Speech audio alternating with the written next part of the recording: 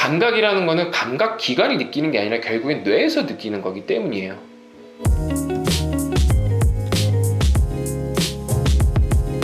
안녕하세요, 저스트드링크의 서비입니다. 오늘은 나는 왜 와인의 향이 잘 안 맡아지는 걸까에 대해서 3가지 이유에 대해서 설명해 드리려고 합니다. 이런 경우가 있어요. 우리가 같은 와인을 서빙을 받았는데 옆 사람은 와인을 맡더니 이 와인에서는 흰색 꽃 냄새가 난대요. 근데 나는 아무리 그걸 맡아도 저는 그런 냄새가 안 나는 거예요. 그러면 이제 이런 생각이 들죠.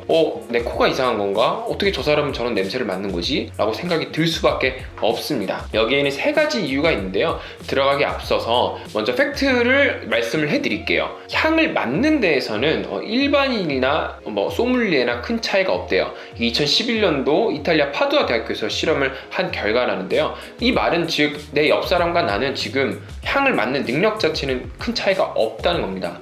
근데 어떻게 이렇게 다른 결과가 나왔냐면 3가지 이유가 있는데요. 첫 번째는 향을 인지하는 데 차이가 있을 수 있고요. 두 번째는 향들이 섞여 있어서 내가 그 향을 못 맡았을 수 있고요. 세 번째는 정보가 내 감각을 지배했기 때문입니다. 이 3가지 이유에 대해서 차근차근 설명을 해드릴게요. 첫 번째는 아까도 말씀드린 것처럼 이 사람은 꽃 냄새가 난다고 하는데 실제로 그 와인에 흰색 꽃 냄새가 나고 심지어 저도 맡고 있어요. 근데 흰색 꽃 냄새인지 모르는 거예요. 이게 너무나 쉽게 당연하게끔 이렇게 들리실 수 있겠지만 굉장히 어려운 얘기인데요. 옛날 고대 그리스인들은 파란색이라는 것을 구분하지 못했대요.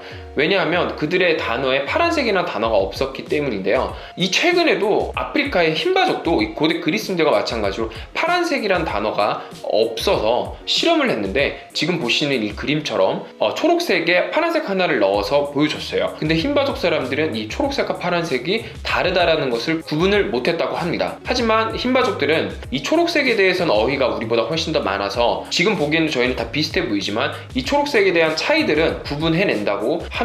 이런 얘기는 비단 옛날 얘기나 먼 나라 얘기가 아니고 오늘날 여기서도 지금 발생이 되는데요. 지금 사진 보여드리는 것처럼 이 팔에 틴트들이 여러 색들이 있습니다. 네, 여러분 이걸 보시고 이 틴트 색들을 정확하게 얘기하실 수 있으시겠어요? 저는 못해요. 저는 이거 색 보고 이건 무슨 색이다 구분을 못할 것 같아요. 이게 지금 다 같이 있어서 얘네가 다르구나 정도는 알 수 있겠지만 만약에 개별적으로 저한테 이걸 색들을 보여줬으면 저는 이게 빨간색이나 핑크색이라고 모두 답했을 것 같습니다. 이처럼 우리는 볼 수 있지만 이거에 대한 이름이 없으면은 우리는 봐도 이걸 구분을 못하게 되는 거예요. 왜냐하면 감각은 감각 기관이 느끼는 게 아니라 결국엔 뇌에서 이거를 판단하기 때문인 건데요. 이 마찬가지로 향에서도 살면서 흰색 꽃 냄새 안 맡아본 사람이 누가 있겠어요. 근데 그 흰색 꽃을 맡을 때 이게 흰색 꽃 냄새야라고 인지하고 이걸 이름을 붙여주지 않으면 우리는 그 흰색 꽃 냄새를 맡아도 흰색 꽃이라고 인식을 못하는 거예요. 이런 이유 때문에 향에 맡는 능력은 같지만 향을 인지하지 못할 수 있는 거죠.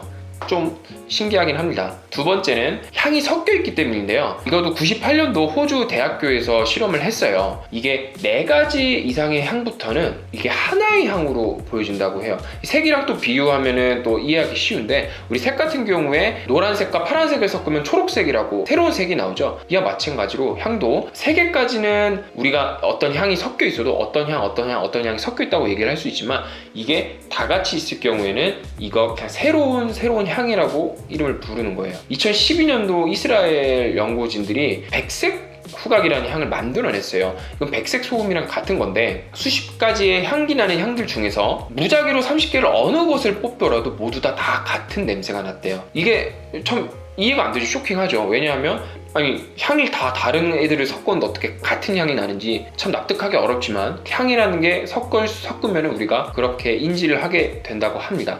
마찬가지로 와인에서도 굉장히 많은 향화합물들이 있습니다. 근데 그 중에서 꽃향기가 다른 향기들이랑 같이 있을 경우에는 우리가 그걸 훈련을 받지 않는 이상 그게 꽃향기라고 명확하게 얘기하기가 굉장히 어려운 거죠. 마지막 3번째는 사실은 제가 맞춘 거예요. 이 와인에서는 흰색 꽃 냄새가 안 났어요. 근데 이 사람은 왜 흰색 꽃 냄새가 난다고 했을까요? 아마 거짓말은 하지 않았을 겁니다. 이 사람은 자기가 알고 있는 어떤 정보가 흰색 꽃 냄새가 나게끔 만든 거예요. 이게 무슨 말이냐면, 예를 들어서 제가 까베르네 소비뇽에는 블랙커런트 향이 난다라고 교육을 받았어요. 근데 이제 와인이 들어오는데 그 와인이 까베르네 소비뇽으로 만들어졌다고 본 순간부터 실제 이 와인에는 블랙커런트 향이 안 나도 블랙커런트가 날 것이라고 기대를 하게 되는 거예요. 이게 되게 바보 같지만 정말 일반적으로 많이 발생되는 오류인데요. 좀 더 구체적이게 이런 관련된 실험 두 가지를 설명을 해드릴게요. MIT 대학교에서 실험을 했습니다. MIT 맥주라고 하는 유명한 실험인데요. 맥주 두 개를 손님한테 보여드렸어요. 하나는 MIT 맥주라는 맥주고 하나는 버드와이저라는 맥주를 두 개를 줬어요. 이 손님은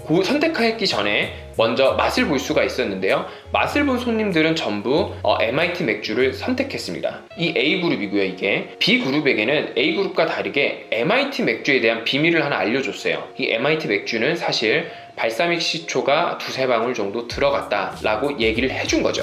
그 이후에 B그룹 사람들이 똑같은 맥주를 맛을 봤는데 대부분의 사람들이 버드와이저 맥주를 선택했습니다. 신기하죠? 그러면 A그룹과 B그룹 모두 같은 맥주를 맛을 봤는데 차이점이라고는 식초가 들어갔다는 정보밖에 없어요. 근데 맛에 대한 결과는 완전히 다르게 느끼는 거예요. 근데 재밌는 건 여러분, 사실 이 MIT 맥주에는 식초가 들어가지 않았습니다. 그리고 심지어 MIT 맥주의 정체는 버드와이저였어요. 즉 같은 걸 갖고도 이렇게 사람들이 어떤 정보를 갖고 있느냐에 따라서 선택이 달라지는 거죠. 두 번째 실험은 프랑스 연구진들이 한 실험인데요. 레드 와인과 화이트 와인을 참가자들한테 서빙을 해주고 이 와인을 맛보고 향과 향미에 대해서 서술하라고 얘기를 했어요. 그리고 나서 두 번째 또 레드와 화이트 와인을 주면서 똑같이 향미를 적어달라고 얘기를 했습니다. 자, 그런데 참가자들은 모르는 비밀이 뭐가 있었냐면 두 번째로 서빙된 이 레드 와인은 사실은 레드 와인이 아니라 향이 없는 색소를 넣은 화이트 와인이었던 거죠. 자, 이제 서빙이 됐습니다. 참가자들은 과연 이 레드 와인이 가짜인 것을 알았었을까요?